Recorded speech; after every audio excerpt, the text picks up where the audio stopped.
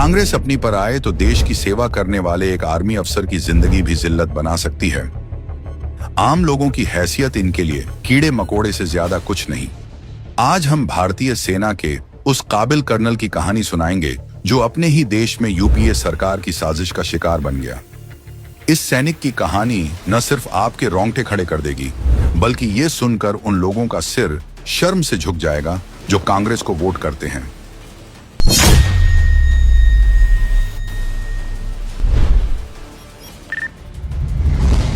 उन्नीस से कर्नल श्रीकांत पुरोहित सेना में थे। 2005 में उन्होंने जम्मू कश्मीर में कई सारे आतंकवाद विरोधी सफल ऑपरेशंस किए। उनके इस काम और काबिलियत की खूब सराहना होती थी। बाद में वे मिलिट्री इंटेलिजेंस में तैनात हुए। ड्यूटी के दौरान उन्होंने आतंकी संगठन, इंडियन माओवादी और अन्य कट्टरपंथी संगठनों की जानकारियां जुटा ली थीं, और शायद कुछ आतंक प्रेमी ताकतवर लोगों को यह बात नहीं भाई।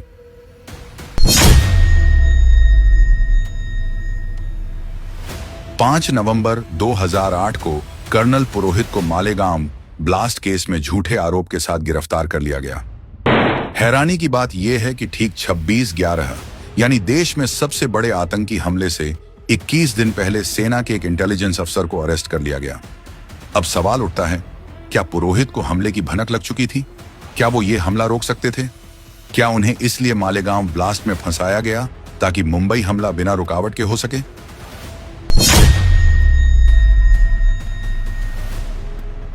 आरोप के मुताबिक गिरफ्तारी के बाद सेना के कर्नल के साथ एक युद्धबंदी से भी बदतर सुलूक हुआ। उनके हाथ पैर बांधकर तब तक पीटा गया जब तक कि उनके शरीर काले न पड़ गए हों। तब तक पीटा गया जब तक खून की उल्टियां होने ना लग गईं। मानसिक प्रताड़ना इस हद तक दी गई कि उनकी पत्नी और मां बहन को नग्न करने, उनकी आंखों के सामने परेड कराने की धमकी तक दी गई। उनके अपने सह फौजियों से प्रताड़ना दिलवाई ताकि उन्हें अंदर से तोड़ा जा सके। लेकिन कर्नल पुरोहित का जिगरा शायद स्टील का बना था, जिसमें न झंक लगे न धब्बे पड़े।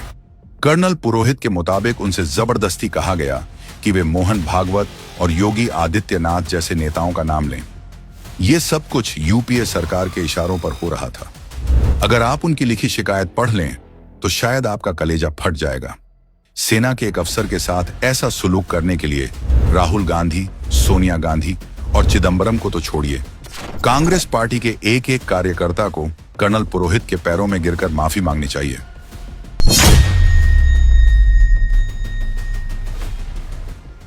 उनकी पोस्टिंग, मीटिंग्स और इंटेलिजेंस ड्यूटी के दौरान उन्होंने जो भी काम किया था उसे ही आधार बनाकर एक फिल्मी स्क्रिप्ट तैयार की गई, जैसे कि कश्मीर से आरडी लाना, जबकि इंटेलिजेंस अफसर के पास आरडी का एक्सेस होता ही नहीं है। खैर, इसकी सच्चाई तो आगे जानेंगे। इसके अलावा हिंदू राष्ट्र बनाना, अलग संविधान बनाना या इजरायल थाईलैंड से सरकार बनाने के मनगढ़ंत आरोप लगाए गए। उन्हें अनुभव भारत जैसी संस्था बनाने की भी सजा दी गई।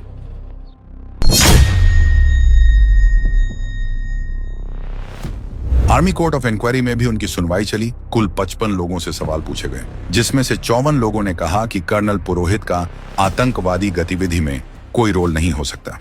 कर्नल वाई के सिंह ने पुरोहित को आतंकियों और नक्सलियों के खिलाफ एक प्रभावी मुखबिर नेटवर्क तैयार करने के लिए तारीफ की। Colonel VS. तोमर ने पुरोहित को एक प्रेरित, साहसी और अच्छा फील्ड इंटेलिजेंस अधिकारी बताया। Retired lieutenant colonel S. Riker ने साफ कहा कि मुझे नहीं लगता कि कर्नल पुरोहित किसी भी असामाजिक या राष्ट्र विरोधी गतिविधि में शामिल रहे हैं जिससे देश की या विशेष रूप से भारतीय सेना की बदनामी हो। इतने बड़े बड़े सेना के अफसर पुरोहित की तारीफ करते रहे, लेकिन ऐसे राष्ट्रभक्त अफसर के ऊपर इतने संगीन आरोप लगाते हुए कांग्रेस सरकार की आत्मा नहीं कांपी। हैरानी की बात यह है कि यूएपीए जैसे कानून लगने के बाद भी सेना ने कर्नल पुरोहित को ड्यूटी से नहीं निकाला।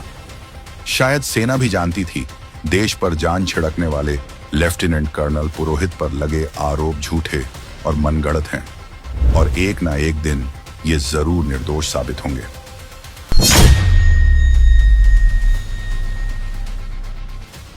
2011 में केस महाराष्ट्र एटीएस से एनआईए को ट्रांसफर किया गया, जिसके बाद चाहे आरडीएक्स लाने की बात हो हिंदू नेताओं को फंसाने की बात हो या उन पर दबाव बनाकर जबरन जुर्म कबूल करवाने की बात हो, ये सारी बातें सामने आने लगी और सारे आरोप मनगढ़ंत साबित होने लगे। 2017 में करीब 9 साल बाद पुरोहित को सुप्रीम कोर्ट से जमानत मिली और कर्नल पुरोहित की देशभक्ति देखिए, ऐसी शायद दुनिया में इसकी मिसाल ना मिले। अपने ही देश की सरकारों के प्रतिशोध का शिकार होने के बावजूद इतना अत्याचार सहकर भी उन्होंने जमानत मिलने के बाद दोबारा आर्मी ज्वाइन की और आज भी खुफिया टीम का हिस्सा हैं।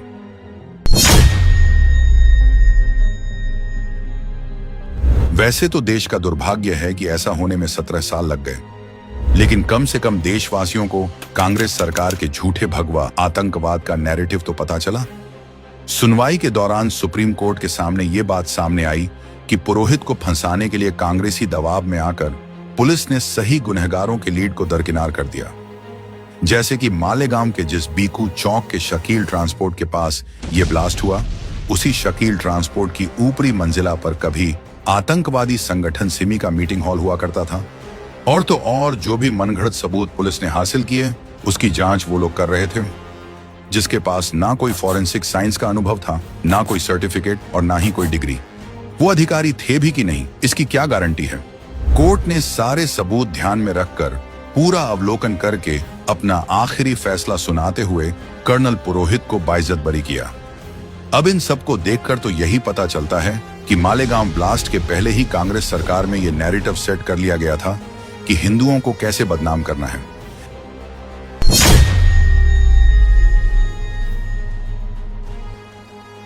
शायद कोई और होता तो उसे अपने देश से नफरत हो जाती, लेकिन कर्नल पुरोहित, जिन्होंने निर्दोष साबित होने के बाद ये कहा, मैं एक ऐसा सैनिक हूं जो इस देश से बिना शर्त प्रेम करता है। देश सर्वोपरि है और इसकी नींव मजबूत होनी चाहिए। कांग्रेस पार्टी ने लाख कोशिश कर ली, लेकिन वो कर्नल पुरोहित के हौसलों को तोड़ नहीं पाई और ना ही हिंदू आतंकवाद को सच साबित कर पाई। क्या कांग्रेस की सरकार ने अपने वोट बैंक को खुश करने के लिए आतंक के नेटवर्क का तोड़ निकालने वाले देशभक्त अफसर को फर्जी केस में फंसाया था? या फिर शायद 26/11 टाला जा सकता था इसलिए? लेकिन 17 साल की लंबी लड़ाई के बाद सच सामने है।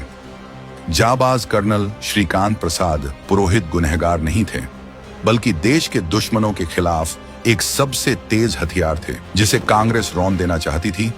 आज सब कुछ साबित होने के बाद भी अगर हम कर्नल पुरोहित की इस कहानी से अनजान रहेंगे तो शायद हम हर उस देश सेवक के गुनाहगार होंगे जो मां भारती के सच्चे सपूत हैं। इसलिए इस कहानी को देश की रगों में घोल दीजिए और ज्यादा से ज्यादा शेयर कीजिए ताकि सबको ये पता चले कि कांग्रेस तुष्टीकरण के लिए किसी भी सेना की जिंदगी को कितनी बेरहमी से कुचल सकती है, ताकि फिर कोई और कर्नल पुरोहित कांग्रेस की इस साजिश का शिकार न बन सके।